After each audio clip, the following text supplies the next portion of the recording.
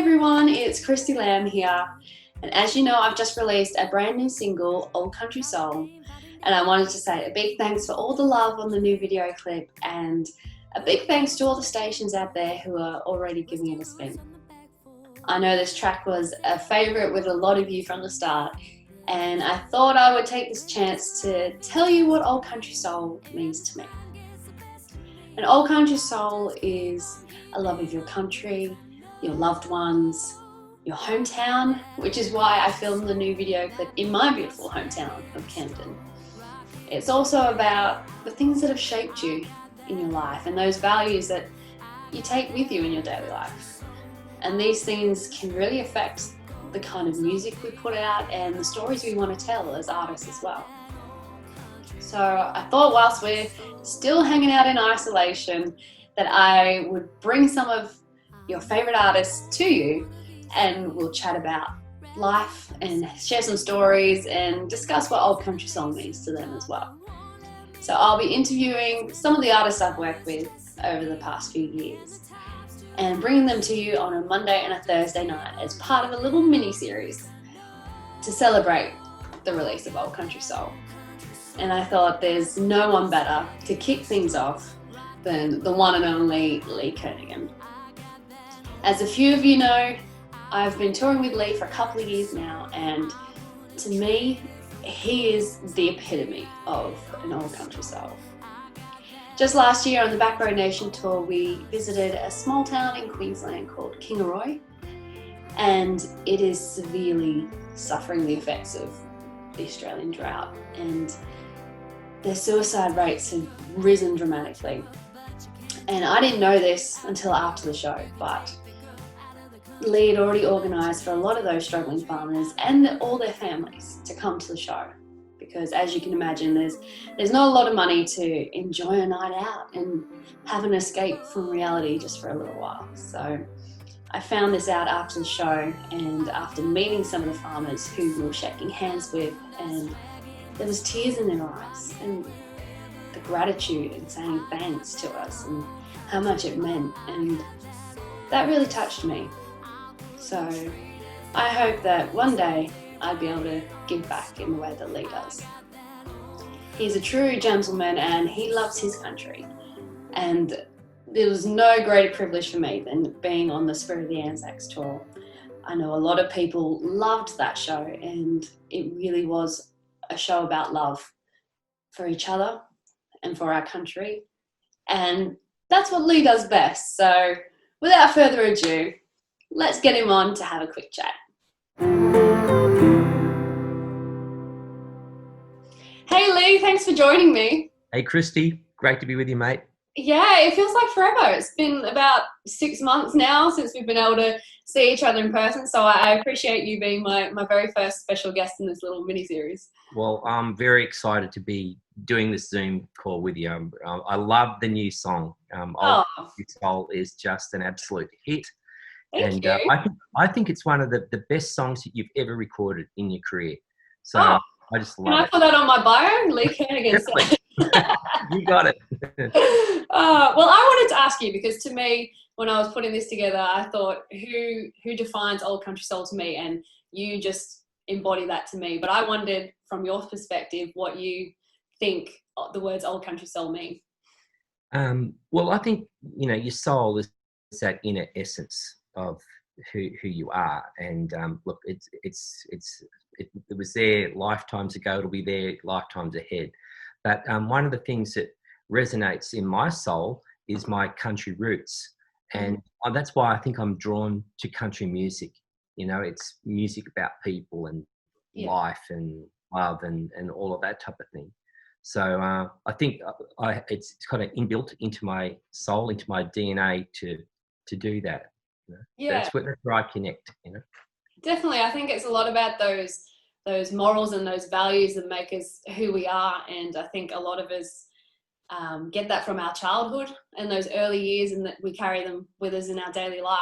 And I was wondering if you had a little story you could share about those early years of something that really impacted you and that still defines you and you still live up to today. Yeah, well, back in 1982, my dad, Ray, headed off on the most ambitious tour that I've ever been involved in, bigger than anything I've ever done, because he had the world's fastest truck, Waltzing Matilda. He owned it at the time, and he would we'd all travel in caravans.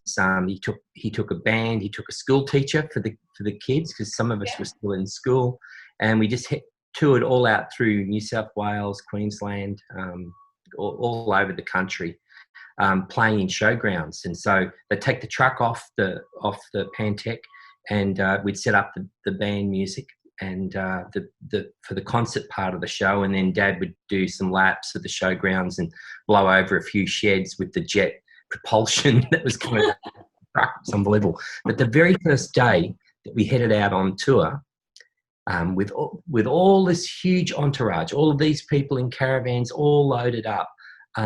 We were coming down the 9 Mile Hill just outside of Albury, and the vehicle that I was in started swaying because the people who'd loaded the caravan up had overloaded it, and it was out of balance, and it was sort of swinging left to right, and then suddenly the sound of breaking glass and the car that I was in rolled over, and the caravan just looked like a bomb had gone off. Right. So Dad's come back and, checked that everybody's okay and everybody's all right. Thankfully, our angels were on our shoulder that day. But for Dad, the lesson that I learned is that no matter what happens, the show must go on. And, you got the tow trucks out there to, come and move the vehicles and pick up the wreckage. And, within about 48 hours, we were back out on the road again on our way to Kempsey for our first show. So it's kind of like, in a lot of ways, it's like your song, Old Country Soul. Yeah. It's about resilience. Yeah. It's about keep on keeping on. And that is kind of the country way, isn't it? That is the country way, definitely. What or who inspired you to be a country artist and everything that being a country artist entails? Well, it started in the late 70s when I heard Willie Nelson and Waylon Jennings and that brand of music, of outlaw music. And they were telling their story. This was not made up in a writer's room. This was, artists living their life on record, So that really ignited something inside of me. And then I found David Allan Coe, and Hank Williams Jr. was very much like a hero of mine through my teenage years.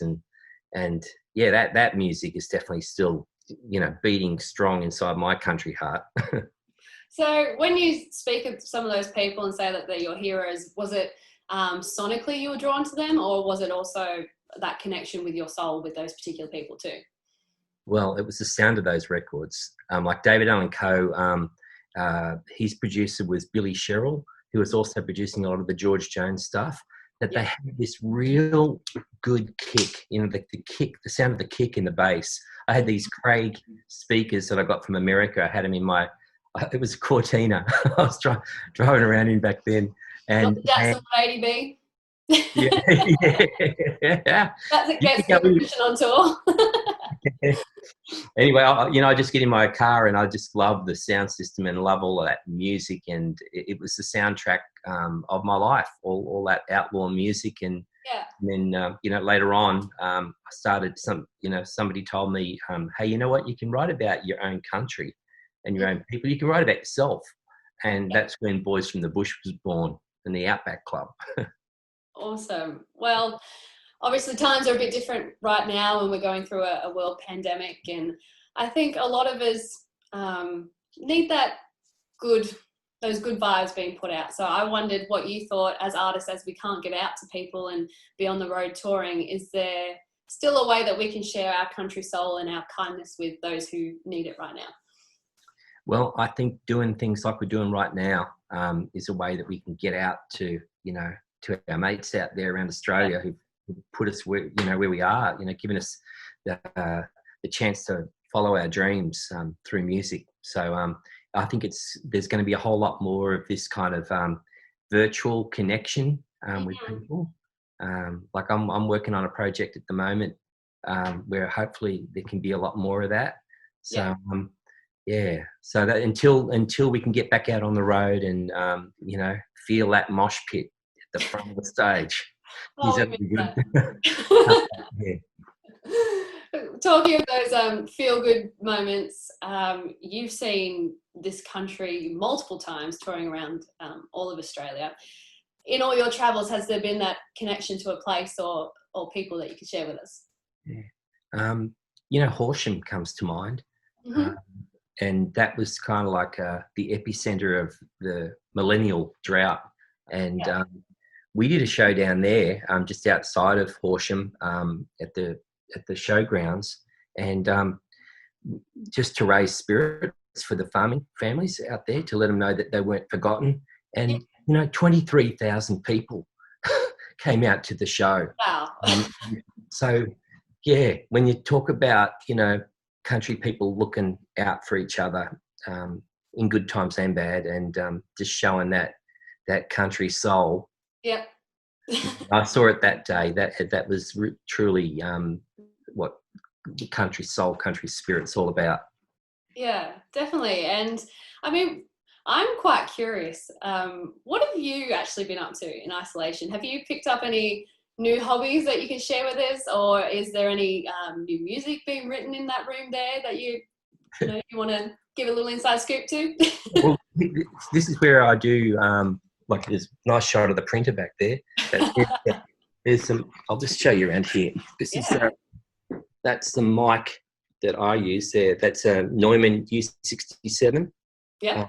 So I recorded a lot of my vocals for Backroad Nation right here in this little spot. And then over here, we went to storage and I found this. That is a Wurlitzer electric piano. Awesome. Yeah. Oh, that's classic. That's an original 70s. And I'd forgotten that I had it in storage. Can you believe it? What a find. And Rock, my son Rock and Robbie went over there, and they looked under like a blanket and they saw these legs. Yeah. That's what it was. Yeah. And underneath it there was that. So we're just sort of getting it fixed up, and just over there, piano, where we do a lot of songwriting, as you guys know. So as for what have I been doing? Well, I got really good at mowing the lawns and digging holes, and helping Robbie build a herb garden. Oh, nice. She's got all these herbs and vegetables and all sorts of stuff like that. So every night now, when we're eating stuff straight out of the garden, which is great. So so I got really good at fertilizing and aerating the lawn. All that sort of stuff. And I've been reading some books, and because they say in songwriting, if you don't read it, you can't write it. Yeah. So I've been trying to jam as much of that in, trying to get as much inspiration for when I start making another record. Well, yeah, I can't wait to hear that next record, and I just want to say a big thanks for joining me. It's been really nice to actually see you, even though it's not in person with a fireball like usual, but hopefully that's not too far away. Well, I'm thinking of you and Jonathan, and I just want to send my absolute congratulations on this new music, Christie. Oh, thank you. It just sounds so good, and it's a great song, the new one, Country Soul, mate, go all the way to #1. Oh, thank you, and give my love to Robbie and the boys as well. Will do, darling. All right, thank you. Take care. See you, darling. Well, that's it for episode 1 in my Old Country Soul mini-series. You can watch the brand new video clip on YouTube, on my social pages, and you can add the new single to your playlist on Spotify right now. I'll be interviewing some more special guests over the next month on Mondays and Thursday nights. So tune back in on Thursday at 7 p.m. for episode 2, where I'll be having a chat with the lovely Lee Kernaghan. I'll see you then. 'Cause I know I got that